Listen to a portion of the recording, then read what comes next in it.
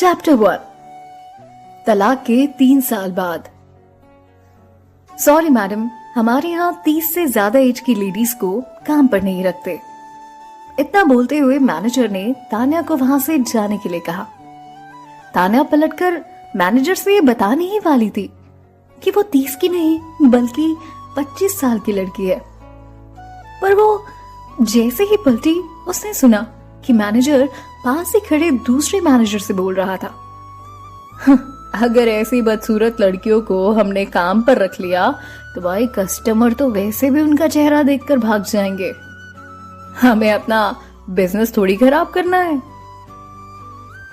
तान्या की नजर रिसेप्शन के सामने लगे बड़े से उस मिरर पर पड़ी।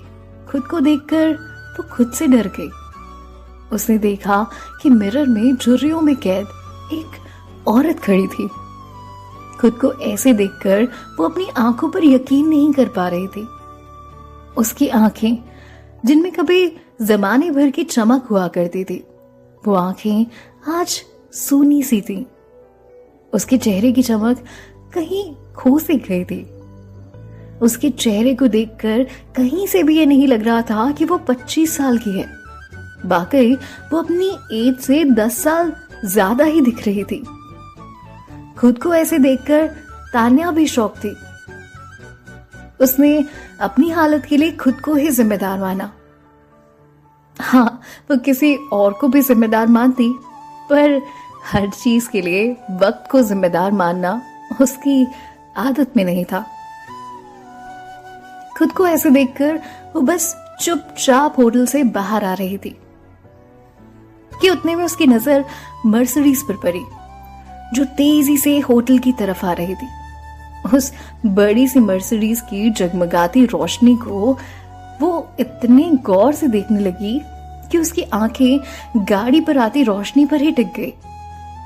वो होटल के पास ही खड़ी हो गई। वो बस उस बड़ी सी गाड़ी को देखती रह गई। न जाने क्यों उसकी नजर उस गाड़ी से हट ही नहीं रही थी। थोड़ी देर वहां रुककर तान्या जाने लगी। बस जाने के लिए उसने कदम आगे बढ़ाए ही थे, तभी गाड़ी होटल के पास आकर रुकी। चमचमाती ब्लू मर्सिडीज में एक ब्लैक कलर का सूट पहने एक आदमी और वेस्टर्न व्हाइट ड्रेस में एक औरत उतरे। उन्हें देखकर होटल का मैनेजर भागकर जल्दी से बाहर की ओर आया और उसने कहा, Oberoi sir, please welcome. Oberoi सुनकर ही तान्या शॉक हो गई और उसके कदम वहीं रुक से गए। कार से उतरते ही अनु ने कहा, आदित्य, क्या इन सब के बाद तुम आज मेरे साथ शॉपिंग पर चलोगे? आज राजीव का न्यू ड्रेस कलेक्शन आया है, प्लीज कम विथ मी ना। अनु ने एक कपल की तरह आदित्य के हाथों में हाथ डाल रखा था। तभी आदित्य ने उससे हाँ में कहते हुए उससे कहता है, हाँ श्योर, चलते हैं। आदित्य की आवाज सुनकर तान्या वहीं फ्रीज हो गई। वो खुद को रोक नहीं पाई और उसने पीछे पलटकर देख ही लिया। उसकी नजर आदित्य के हैंडसम फेस पर पड़ी। हाँ, ये वही था। तान्या ने कभी नहीं सोचा था कि 3 साल के डिवोर्स के बाद उससे वो इस तरह से मिलेगी। वो बहुत बदसूरत हो गई थी, पर आदित्य आज भी उतना ही हैंडसम और जवान लग रहा था और उसके पास ही खड़ी अनु भी बेहद खूबसूरत और यंग लग रही थी, जितना कि वो 3 साल पहले लगा करती थी। और आखिर वो दोनों एक साथ हो ही गए थे। और फिर अगर तान्या को ना देखें तो इस उम्र के हिसाब से दोनों का ऐसे दिखना कोई सरप्राइज वाली बात नहीं थी।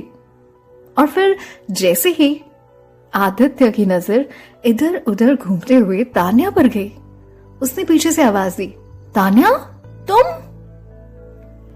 आदित्य की आंखों में अविश्वास साफ नजर आ रहा था। तभी तनु भी उसकी साथ बोली, ओ माय गॉड, क्या ये सच में तुम हो तान्या? मुझे तो यकीन ही नहीं हो रहा, क्या हो गया है तुम्हें? तान्या उनसे इस तरह बात नहीं करना चाहती थी, इसलिए मुड़कर जाते हुए उसने धीरे से कहा, आप मुझे गलत समझ रहे हैं। मैं वो नहीं हूं जो आप समझ रहे हैं।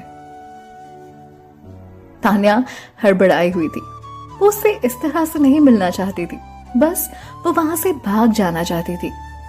किसी भी हाल में वो आज उनका सामना नहीं करना चाहती थी। और वो क्या, उनकी जगह अगर कोई भी औरत हो तो अपने अमीर एक्स हस्बैंड के साथ उसकी पुरानी गर्लफ्रेंड को बिल्कुल भी देखना पसंद नहीं करेगी। और तब तो बिल्कुल भी नहीं जब वो दोनों एक साथ हों और शायद शादी करने वाले हों। अनु और तान्या का तब कोई कंपैरिजन ही नहीं था। आदित्य समझ गया कि तान्या वहां से भागने वाली है, इसलिए वो उसके पीछे से चिल्लाया, तान्या वहीं रुक जाओ, तान्या मैं बोल रहा हूं ना, वहीं रुको। और जैसे ही आदित्य ने भागकर उसका हाथ पकड़कर उसे रोकने की कोशिश की, तान्या को उसका छूना एक पिन की तरह चुभने लगा और वो चिल्लाने लगी, सर प्लीज मुझे जाने दो, मैंने कहा ना मैं वो नहीं हूं जिसे आप समझ रहे हैं, मैं कोई तान्या वान्या नहीं हूं। उसका सारा ध्यान आदित्य से अपना हाथ छुड़वाने में था, इसीलिए उसने देखा ही नहीं कि एक कार फुल स्पीड से उसकी तरफ आ रही है। उसने किसी तरह से आदित्य से अपना हाथ छुड़वाया और रोड पर भाग गई।